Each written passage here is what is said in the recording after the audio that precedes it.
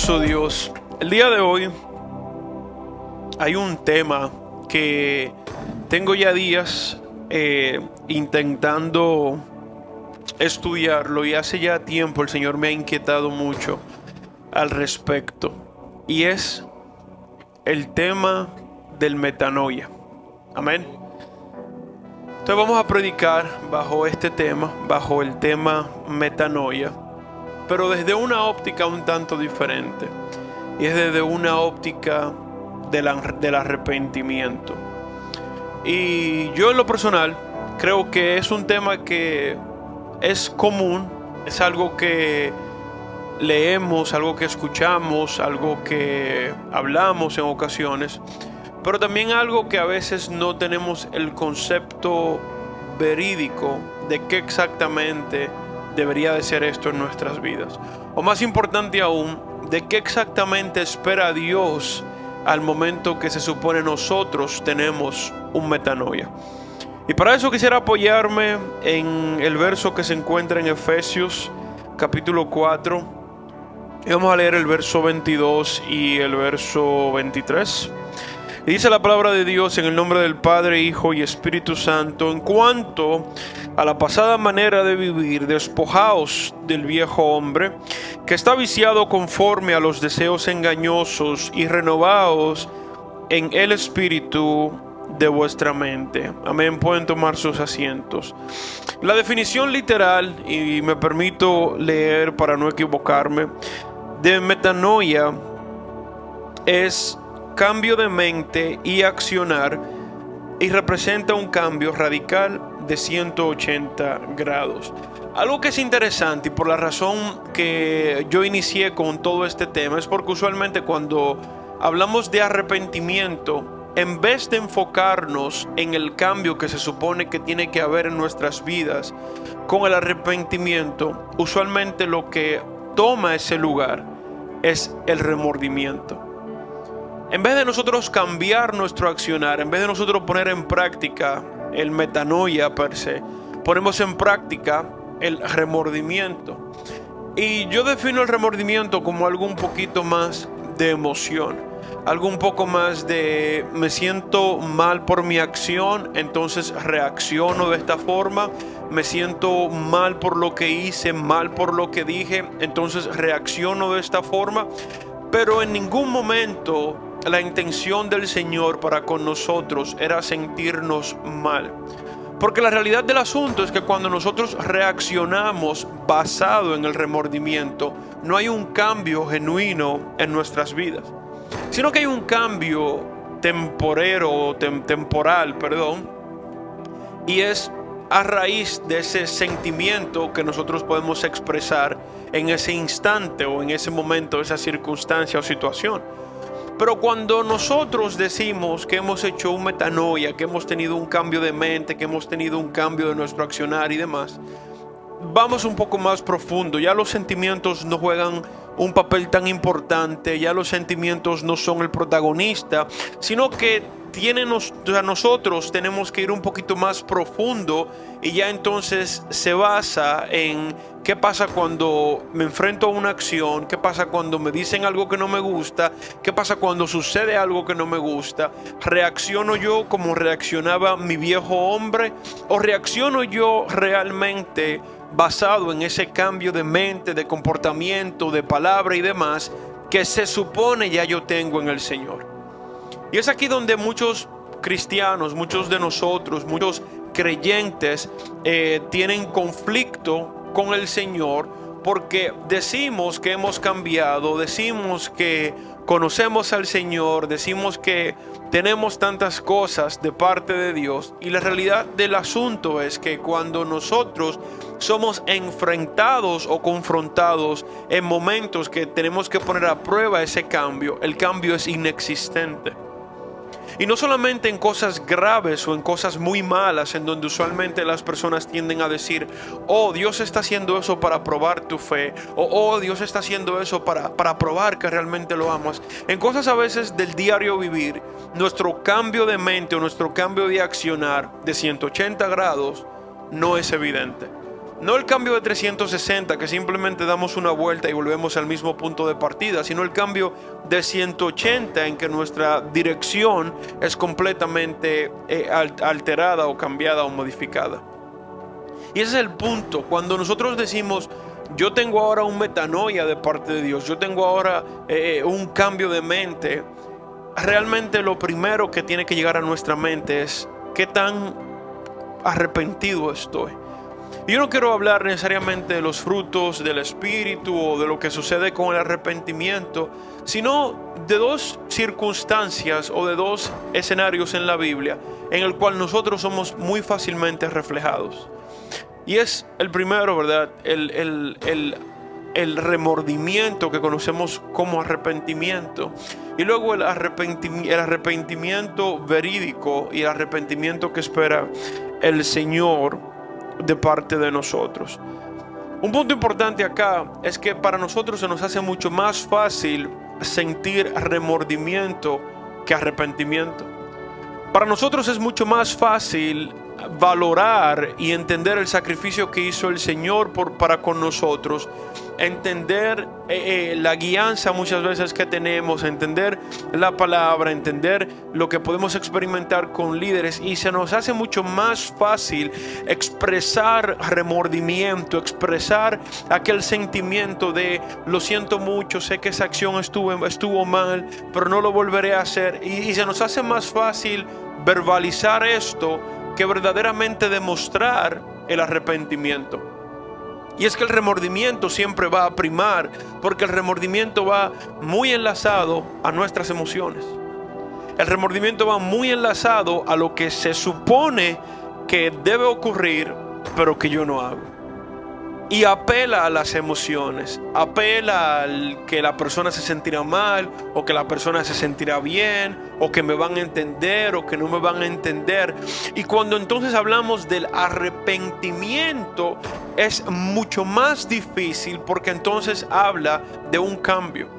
De cambio que generalmente no queremos hacer, cambios que nos confrontan, cambios que van muy ligados a sacrificios, cambios que van muy ligados a dejar cosas que nos gustan y que verdaderamente a veces ni nos gustan, sino que tenemos una costumbre.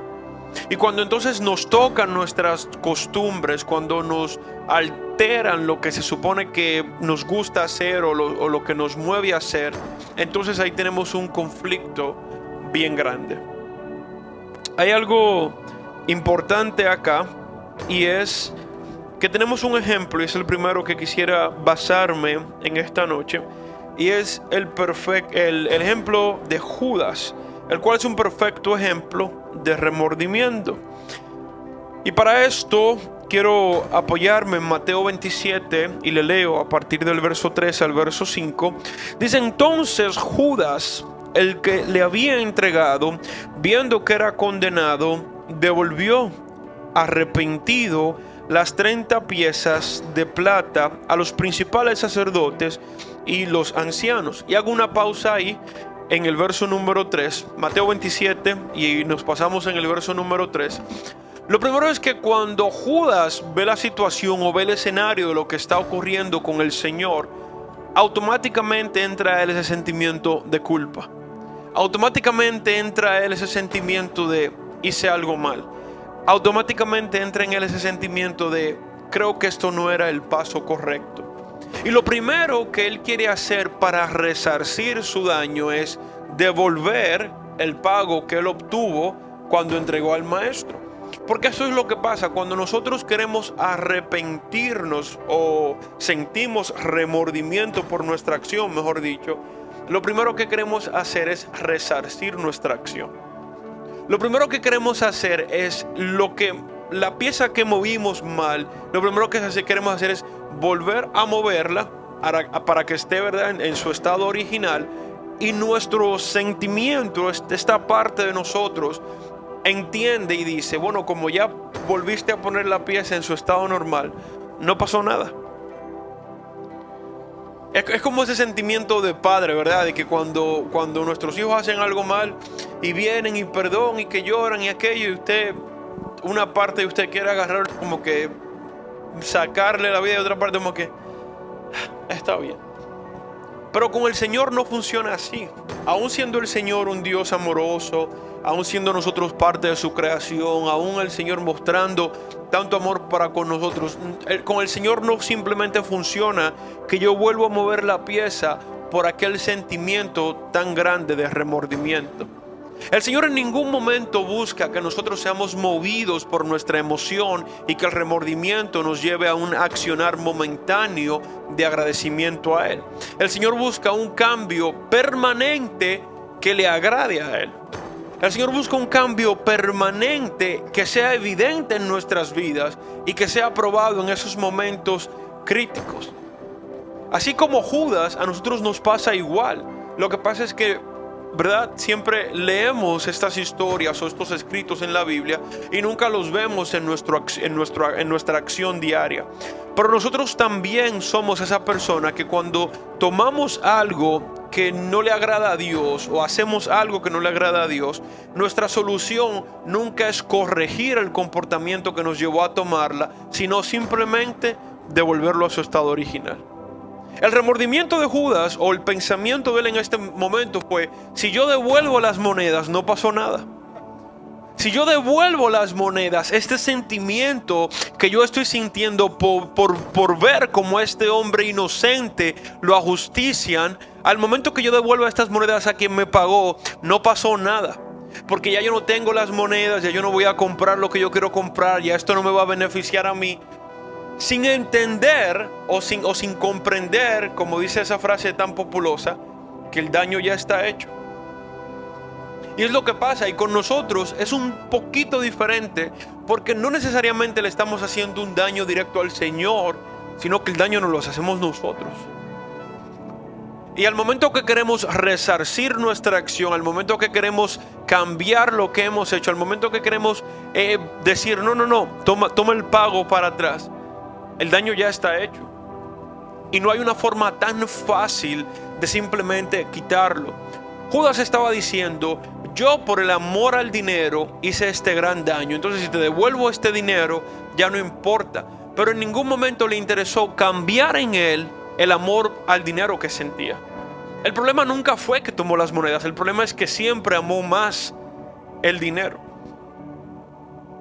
El problema nunca es nuestra única acción, porque una acción no puede ofender a Dios. El problema es dónde está nuestro corazón al momento que hacemos esa acción. Porque de ahí sale el problema. La raíz del problema es que si no cambiamos eso que está en nuestro corazón, que nos motiva a tomar ese tipo de acciones, somos reincidentes en diferentes acciones, semejantes, no semejantes, únicas, no únicas, porque la raíz del problema nunca fue cambiado o alterado.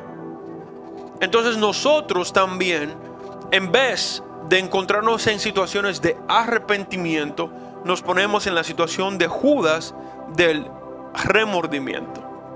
Sigue diciendo el verso número 4, diciendo: yo he pecado entregando sangre inocente. Mas ellos dijeron: ¿qué nos importa a nosotros?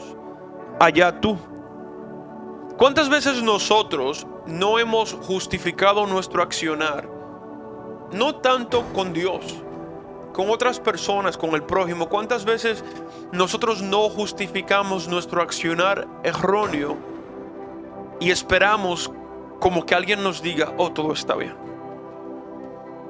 ¿Cuántas veces nosotros no justificamos eso que a lo mejor Dios no ve con agrado, o que aún peor, como le pasó a él, que él mismo reconoció que Dios no veía con agrado esta acción, y nosotros nos vemos en esa situación de prácticamente buscar perdón en la persona incorrecta?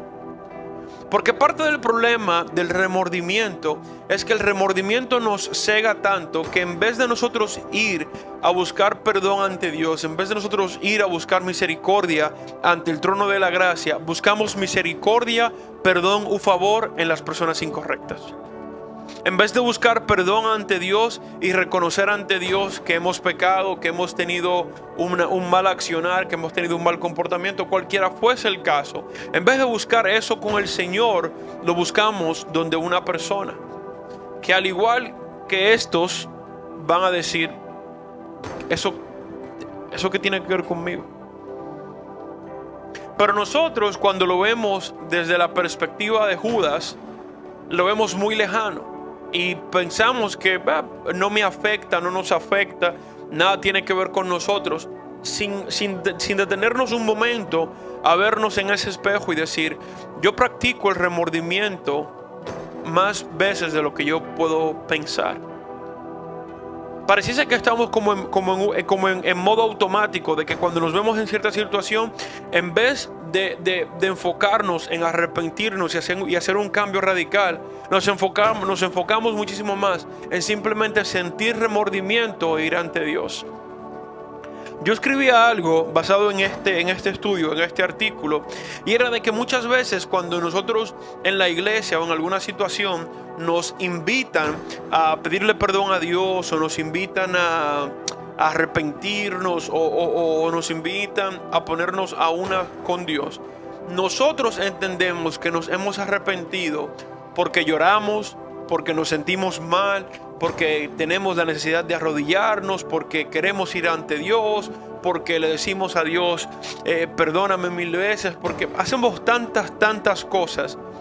Mas yo le pregunto a cada uno de ustedes en esta noche: si el Señor murió por nosotros, si es omnipresente, omnisciente, omnisapiente, el Señor ya sabe estas faltas, el Señor ya sabe todo lo que ha ocurrido, el Señor sabe lo que ha de ocurrir, ¿se interesaría el Señor en nuestros 5 minutos de súplicas y lamentos, o se interesaría el Señor en un cambio perpetuo en nuestras vidas?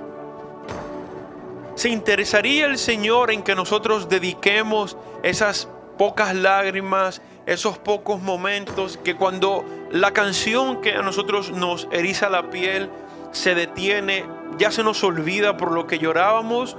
¿O le interesa al Señor que nuestra vida realmente enseñe y ejemplifique un cambio que le agrade?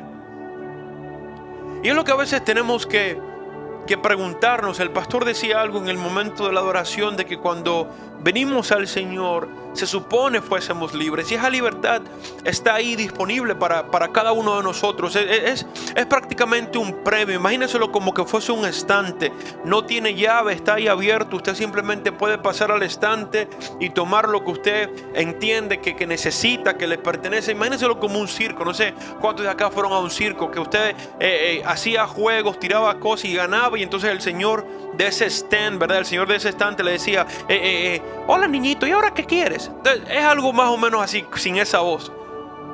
Pero ahí está el estante del Señor, y el Señor dice: pasa, tómalo. Pero nosotros no pasamos al estante porque nuestro remordimiento se interpone. Nosotros importantizamos el remordimiento y entendemos que el Señor ve con agrado nuestros 2 o 3 minutos de lágrimas y rechaza nuestros meses u años en ocasiones de falta de arrepentimiento. Pero como al momento que se supone que deberíamos de cambiar, en ese momento lloramos, le decimos al Señor: es que yo me arrepiento de hacer esto, es que yo, y como tenemos esos momentos de lágrimas, entendemos que todo está bien.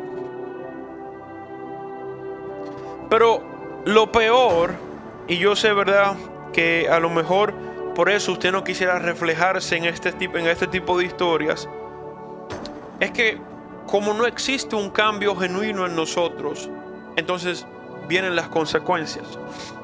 Y dice el verso número 5: y arrojando las piezas de plata en el templo, salió y fue y se ahorcó. Y yo sé que usted naturalmente me está escuchando, entonces no se ha ahorcado. Pero piense en cuántas veces usted ha ahorcado lo que Dios ha depositado en su vida. Piense en cuántas veces usted ha sido ese Judas que, como no pudo resarcir con su remordimiento el arrepentimiento que estaba buscando, usted simplemente va y se ahorca. ¿Y cuáles son los signos de nosotros ahorcarnos? Muy fácil: falta de comunión con Dios, desánimo, que no nos importen las cosas, que no veamos las cosas con el mismo amor, que no tengamos el mismo deseo, que no tengamos el mismo empuje o la misma necesidad de buscar en las cosas del Señor. Todo esto son sinónimos de que hay algo de Dios que nosotros estamos ahorcando. Y usted pudiera decirme, pero yo tengo el poder de ahorcar algo de Dios. Sí, porque es que el Señor lo ha puesto en usted. Usted no va a tener el poder de ir a ahorcar a Dios, lo libre, el eterno, de algo tan grande. Pero usted tiene el poder de ahorcar lo que el Señor ha puesto en usted. Y todo inicia con ese falso arrepentimiento. ¿Qué es lo que realmente es el remordimiento? Es un falso arrepentimiento. Un arrepentimiento no puede quedarse en estas cuatro paredes. Para las personas que nos están viendo, no puede quedarse en las cuatro paredes de sus respectivos templos. Tiene que salir con nosotros del templo. Nosotros hemos cambiado el concepto ideal de lo que se supone era el templo, o como le decimos, ¿verdad?, la iglesia. Nosotros queremos venir a hacer a la iglesia lo que se supone que debemos de hacer en nuestros hogares, en nuestros momentos de intimidad con el Señor. Queremos arrepentimiento en el altar cuando deberíamos de traer ofrendas de alabanza al altar. Queremos que el Señor nos perdone en este lugar cuando se supone que debemos de venir siendo perdonados y justificados por su sangre. Hemos cambiado el lugar de adoración para el Señor a ser el lugar donde yo le traigo mis miserias a Dios. Y suena muy fuerte, y eso suena algo, qué triste, porque el pastor no predicó otra cosa el día de hoy. Pero la realidad es que nuestro falso arrepentimiento ha cambiado el concepto del templo que el Señor ha ideado para nosotros. Y por eso no podemos ver cambios mayores en nuestras vidas, en nuestros propósitos, en las cosas que el Señor ha designado para con nosotros, porque hemos alterado y alternado lo que el Señor ya diseñó. No podemos esperar que del lugar donde yo vengo a llorar y a decirle cosas negativas al Señor, salgan cosas positivas. Es como que algo contraproducente.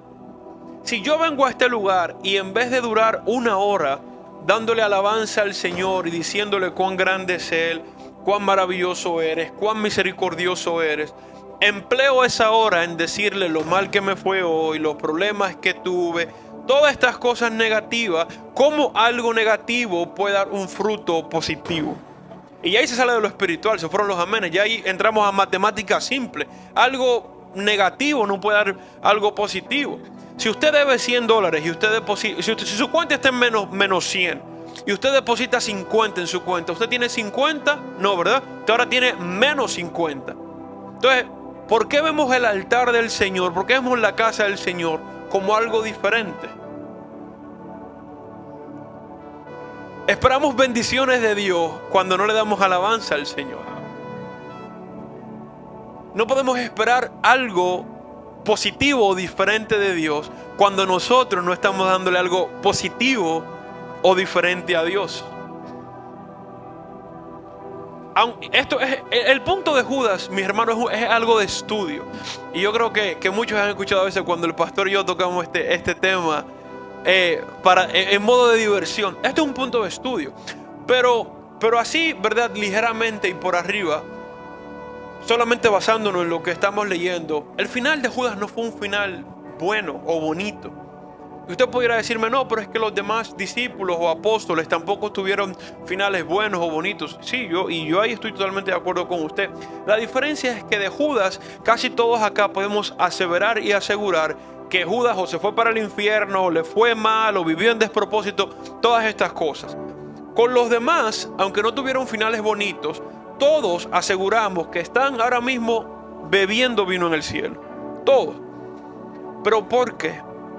Porque lo que Judas dio no fue positivo. Lo que Judas entregó en su caminar no fue bueno. Lo que Judas entregó en su caminar no fue de agrado para el Señor.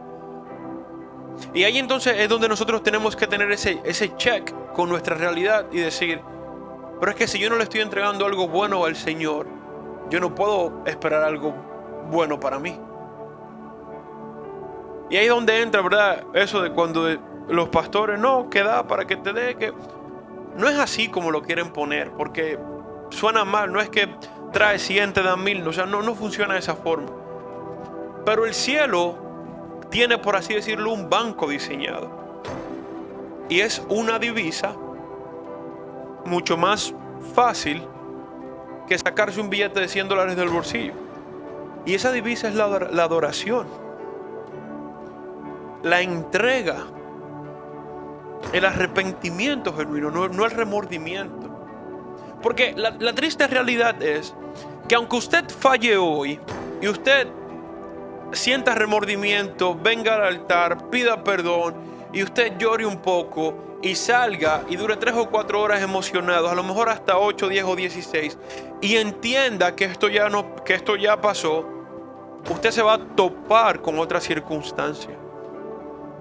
Pero cuando usted tiene un arrepentimiento genuino, usted se topa con la misma circunstancia, y esto no lo exime de que usted caiga o no caiga, falle o no falle. El tema es que su mentalidad es diferente.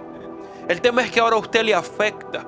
El tema es que ahora usted es consciente de lo que usted le está causando al Señor con su accionar. El tema es que ahora usted es consciente del Espíritu Santo de Dios en su vida. El tema ahora es que ahora usted lo mide por la consecuencia que esto pueda haber. Y eso es el arrepentimiento genuino. Cuando simplemente usted lo toma como algo de remordimiento, a usted no le interesa lo que va a pasar, porque usted está viviendo de emoción en emoción. Fallo ahora, me siento mal, pido perdón, me siento bien, y usted entra en ese ciclo o en ese círculo y se vuelve repetitivo en su vida. Entonces es imposible que pase una cosa sin la otra. ¿Por qué se nos hace tan fácil llegar a ese momento? Porque no conocemos a Dios. Y no se lo digo a forma de ataque, o sea, lo pongo en el aire. Quien le sirva, agarre el sombrero y acomódeselo. Pero no podemos esperar cosas diferentes de Dios cuando Dios no nos conoce o no lo conocemos a Él. Si no sacamos el tiempo para orar, para tener comunión con Él, para leer su palabra, para cambiar hábitos. De eso se trata el arrepentimiento. Es cambiar cosas, cambiar hábitos. Un cristiano, una persona que sigue a Cristo, debería ser una persona organizada. ¿Por qué? Porque usted se supone que tiene que tener hábitos que le ayuden a emplearse en los negocios de su Padre. Empezando por usted mismo, por su relación con el Señor, por el momento en el que usted saca para conocer a Dios, por el momento en el que usted saca para conocer lo que usted profesa o usted predica. Creo que dije hace unas prédicas, 2 o 3, no recuerdo, pero que un cristiano debería de poder defender en lo que cree. Y esto es parte de eso. El otro punto, o el otro ejemplo, para ir avanzando, es el arrepentimiento genuino, utilizando, ¿verdad?, el término de metanoia. Y esta es una parábola un tanto larga, así que por cuestión de tiempo voy a ir avanzando. Y es la parábola del hijo pródigo. Creo que todos acá la conocemos o hemos escuchado de ella. Lucas 15, 11 al 32, y inicio en el verso número 11. También dijo: un hombre tenía 2 hijos, y el menor de ellos dijo a su padre: Padre, dame la parte de los bienes que me corresponde, y les repartió bienes. No muchos días después, juntándolo todo, el hijo menor se fue lejos a una provincia apartada, y allí desperdició sus bienes viviendo perdidamente. Damos una pequeña pausa allí. Y vamos nuevamente a ponernos nosotros en ese escenario. Nosotros en muchas ocasiones, más sí que no, son más repetidas que no, nos encontramos como este hijo, que le pedimos al Señor cosas que entendemos que son buenas o positivas para con nosotros. Le pedimos al Señor bendiciones materiales, o le pedimos al Señor que nos ayude con cualquiera fuese la circunstancia, etc. ¿Dónde hay un punto de unión entre este hijo y usted, o entre este hijo y nosotros? Es que cuando el Señor nos concede esas cosas, nosotros, en vez de bien utilizarlas, hacemos lo mismo. Las tomamos y nos apartamos a lo que nuestra sapiencia o conocimiento limitado nos diga que es lo propio o lo mejor. Y bajo nuestro fundamento o nuestro entendimiento, tomamos las decisiones que consideramos pertinentes y nos vamos. Es lo que usualmente pasa, ¿verdad? A lo mejor no en esta iglesia somos muy santos, pero es lo que usualmente pasa. Oramos al Señor por algo, se nos es concedido y luego entonces no sabemos lo que sucede. Y cuando esto nos pasa, entonces, no pasa, entonces siempre tenemos dos quejas o una queja. Y es, dos. Y es, o Dios no me escucha o Dios no me bendice. Por lo general siempre sucede. Pero y ya esto es saliéndonos, ¿verdad? De ese escenario en donde el remordimiento nos come. No, ya es simplemente saliéndonos de nuestra relación con el Señor. Pero ¿por qué pasa esto? O sea, el Señor ya está viendo lo que pudiese pasar. El Señor ya está viendo el resultado final de esta situación. Y nosotros en ningún momento, en vez de decir, ¿por qué el Señor no me escucha? ¿O por qué el Señor no me concede esto? Nosotros en vez de hacer esas preguntas, nunca decimos, Señor, ¿será que yo aún no estoy preparado o preparada para que tú me entregues lo que te he pedido? ¿Será que aún me falta en crecer o aprender para que tú me entregues esto? ¿Qué tengo yo, Señor, que cambiar? ¿Qué tengo yo que modificar? ¿En qué tengo yo que emplearme para que tú cambies esto? Para que tú me puedas otorgar esto que yo te estoy pidiendo. Esta oración nunca está en nuestra mente. ¿Sabe por qué? Porque como ese hijo, nosotros tenemos el síndrome de la persona que entiende que todo le pertenece. Tenemos ese síndrome de hijo de que dice, yo no cuento con la herencia de mi papá ahora, pero esa herencia está ahí, y eso es mío. Y tenemos ese síndrome de que eso es mío, eso nos pertenece. Entonces pasa con Dios. Si nos sinceramos un poco, nosotros creemos que como somos hijos de Dios y creemos que como tanto nos sacrificamos y tanto sufrimos y tanto hacemos para Dios, lo que le pedimos a Dios, el Señor tiene que dárnoslo porque nos pertenece. Es la realidad del asunto. Y cuando el Señor lo hace y nos los entrega, entonces nos pasa lo que sigue diciendo el verso número 14. Y cuando todo lo hubo malgastado, vino una gran hambre en aquella provincia y comenzó a faltarle. Y fue y se arrimó a uno de los ciudadanos de aquella tierra, el cual le envió a su hacienda para que apacentase cerdos. Y deseaba llenar su vientre de las algarrobas que comían los cerdos, pero nadie le daba.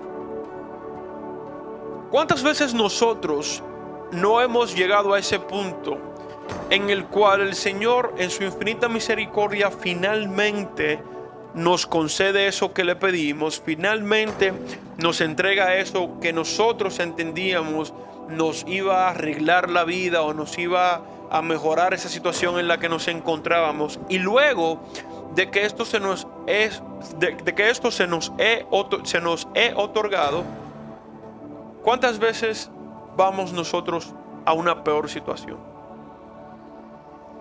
¿Cuántas veces luego que el Señor lo pone en nuestras manos, la oración de Señor dámelo desaparece por completo, pero nunca es reemplazada o sustituida con Señor, ayúdame a manejar esto, ayúdame a ser un buen administrador o administradora y poder multiplicar esto apropiada y correctamente? La oración simplemente desaparece, y como la oración simplemente desaparece, esa protección de parte del Señor también desaparece. Y entonces nuestro conocimiento simplemente no nos da eso que el Señor puso en nuestras manos, lo hacemos polvo, se va, se esfuma. Y entonces nosotros ni siquiera volvemos a la situación en la que nos encontrábamos, vamos a una situación peor.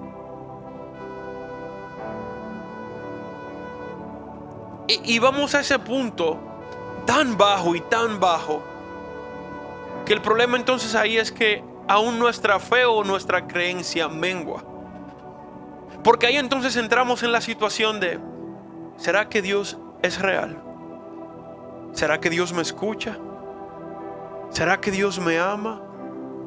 Y tenemos 1457 preguntas, pero en ningún momento nos tomamos un segundo en decir, pero es que yo cambié. Es que mi oración cambió. Es que mi hambre de buscar a Dios desapareció. Es que mi deseo de agradar a Dios ya no es existente. Es que lo que antes yo quería hacer para agradar a Dios ya no está en mi corazón. Y nos vemos en ese lugar muchísimo más bajo del que pensaríamos en algún momento de nuestra vida que íbamos a estar, sin respuestas, sin ayuda alguna, sin esperanzas y total y completamente humillados, no por Dios, por nuestras propias acciones. Continúa diciendo el verso 17. Volviendo en sí, dijo: ¿cuántos jornaleros en casa de mi padre tienen abundancia y pan, y yo aquí perezco de hambre? Me levantaré e iré a mi padre y le diré: Padre, he pecado contra el cielo y contra ti, ya no soy digno de ser llamado tu hijo. Hazme como a uno de tus jornaleros. Y levantándose vino a su padre, y cuando aún estaba lejos, lo vio su padre, y fue movido en misericordia, y corrió, y se echó sobre su cuello, y le besó. ¿Qué diferencia podemos rescatar brevemente entre Judas y este hombre? ¿Qué diferencia podemos rescatar entre una persona que simplemente el remordimiento lo está arropando, comiendo, molestando, a una persona que genuinamente se arrepiente y entiende que su accionar ha sido totalmente erróneo?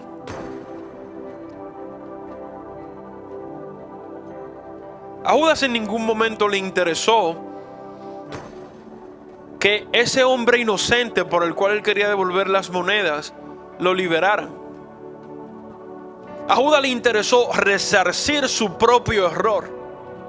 Judas no dijo: te voy a dar las 30 monedas y liberen al hombre. Judas dijo: te voy a dar las 30 monedas porque este hombre que te he entregado es inocente. Y cuando nosotros simplemente tenemos remordimiento, no nos interesa que nuestro comportamiento cambie, no nos interesa que nos vean con bien, no nos interesa que el Señor nos vea agradable, simplemente nos interesa sentirnos bien con nosotros mismos, resarciendo nuestro error.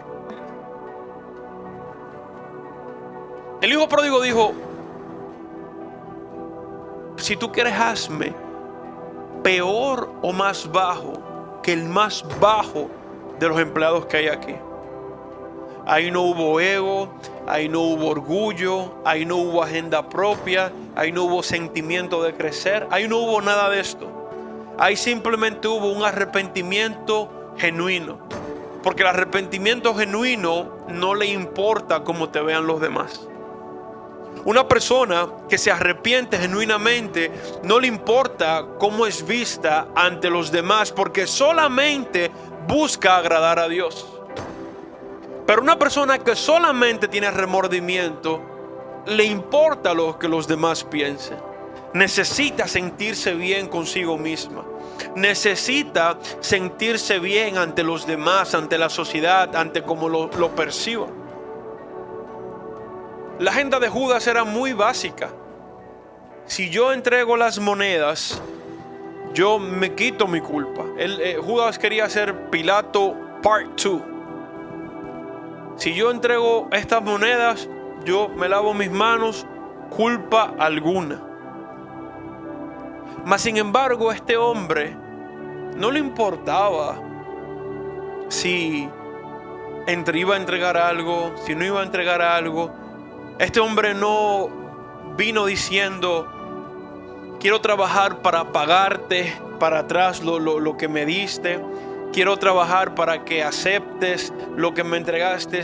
Él vino con una sola intención, y su intención fue: hazme el menor entre todos si quieres, pero perdóname.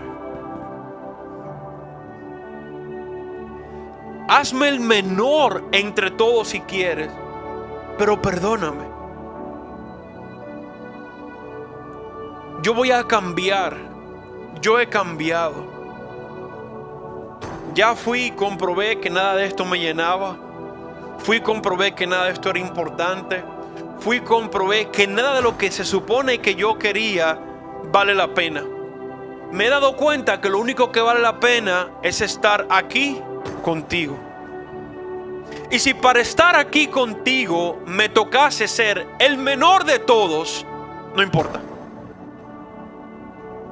Si para estar aquí contigo me tocase ser el siervo del siervo de tu siervo, no importa, porque estoy aquí contigo. ¿Y sabe qué es lo triste? Lo triste es que leemos esto, hacemos la comparativa, vemos el paralelismo, wow. Pero aún así nos cuesta ser ese hijo pródigo que diga: quiero ser el siervo del siervo del siervo de tu siervo.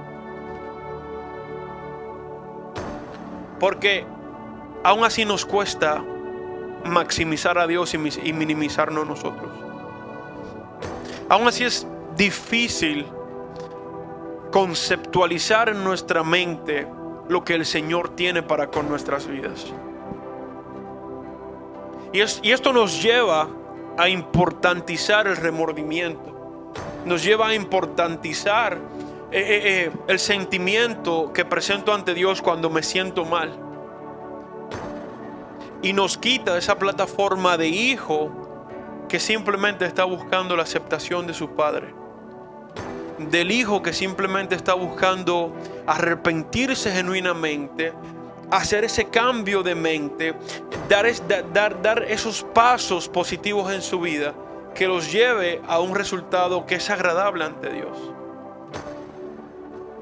Y nosotros creamos en nuestra mente un concepto erróneo de Dios.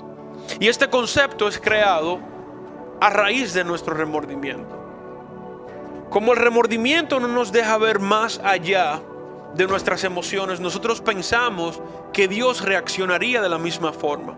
Pensamos que Dios nos daría un perdón temporal, que Dios se complacería o se agradaría de nosotros temporalmente, que Dios simplemente sería bondadoso temporalmente, y nunca entendemos que Dios es perpetuo ante eso. Y la respuesta de Dios para nosotros es la misma respuesta que tuvo este hombre. Dice el verso 22: pero el padre dijo a sus siervos: sacad el mejor vestido y vestidle, poned un anillo en su mano y calzado en sus pies, y traed el becerro gordo y matadlo. Comamos y hagamos fiesta, porque mi hijo muerto era y ha revivido, se había perdido y es hallado. Y comenzaron a regocijarse. Luego habla del hijo y que vienen y léalo en su casa. El Señor siempre está dispuesto a esperarnos. El Señor siempre está con brazos abiertos. El Señor siempre está presto a celebrar en memoria nuestra, o en presencia nuestra, perdón. Pero el asunto es: ¿estamos nosotros dispuestos a dejar de sentir remordimiento y verdaderamente arrepentirnos? Y verdaderamente mostrar el cambio que el Señor espera de nuestras vidas. Verdaderamente presentarle al Señor el cambio que nosotros creemos en nuestro interior que tenemos, pero que cada vez que se presenta una situación, nuestra reacción es la misma.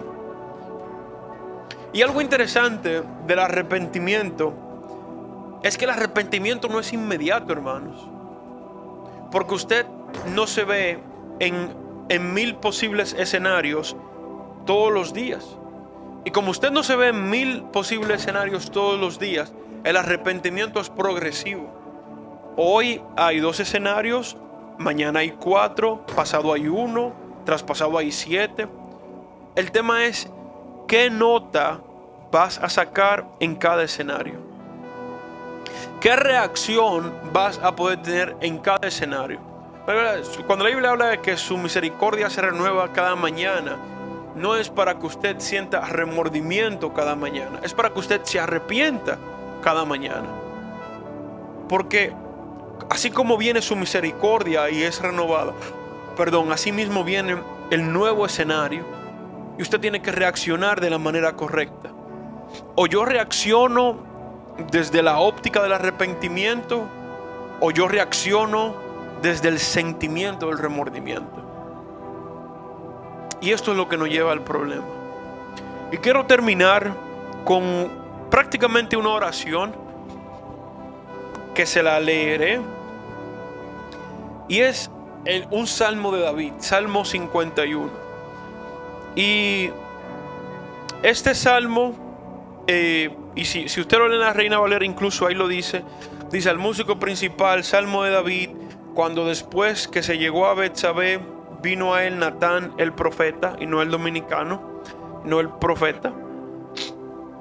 Y quiero leerle esta oración porque y oro al Señor, le pido al Espíritu Santo de Dios que mientras yo la lea usted pueda sentir lo que yo sentía, porque cuando yo leía este salmo yo escuchaba la plegaria de un hombre que entendía que no tenía otra opción.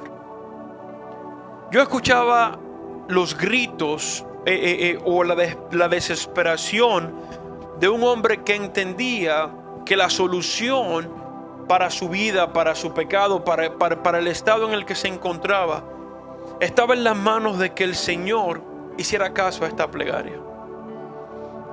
Dice el Salmo 51: ten piedad de mí, oh Dios, conforme a tu misericordia, conforme a la multitud de tus piedades, borra mis rebeliones. Lávame más y más de mi maldad y límpiame de mi pecado, porque yo reconozco mis rebeliones y mi pecado está siempre delante de mí. Contra ti solo he pecado y he hecho lo malo delante de tus ojos, para que seas reconocido justo en tu palabra y tenido por puro en tu juicio. He aquí en maldad he sido formado y en pecado me concibió mi madre. He aquí tú amas la verdad en lo íntimo y en lo secreto me has hecho comprender sabiduría. Purifícame con hisopo y seré limpio, lávame y seré más blanco que la nieve. Hazme oír gozo y alegría y se recrearán los huesos que has abatido. Esconde tu rostro de mis pecados y borra todas mis maldades. Crea en mí, oh Dios, un corazón limpio y renueva un espíritu recto dentro de mí. No me eches de delante de ti y no quites de mí tu Santo Espíritu. Vuélveme el gozo de tu salvación y espíritu noble me sustente. Entonces enseñaré a los transgresores tus caminos y los pecadores se convertirán a ti. Líbrame de homicidios, oh Dios, Dios de mi salvación. Cantará mi lengua tu justicia. Señor, abre mis labios y publicará mi boca tu alabanza, porque no quieres sacrificio que yo lo daría, no quieres holocausto. Los sacrificios de Dios son en el espíritu quebrantado. Al corazón contrito y humillado no despreciarás tú, oh Dios. Haz bien con tu benevolencia a Sión, edifica los muros de Jerusalén. Entonces te agradarán los sacrificios de justicia, el holocausto u ofrenda del todo quemada. Entonces ofrecerán becerros a tu altar. Iglesia, cuando te presentes nuevamente en un escenario en donde tengas que elegir si tienes que sentir remordimiento o arrepentimiento, elige el arrepentimiento, ese cambio permanente, y di como David: no importa lo que estés sintiendo, simplemente quiero que sientas el corazón contrito y humillado que te entrega alabanza. Dios te bendiga.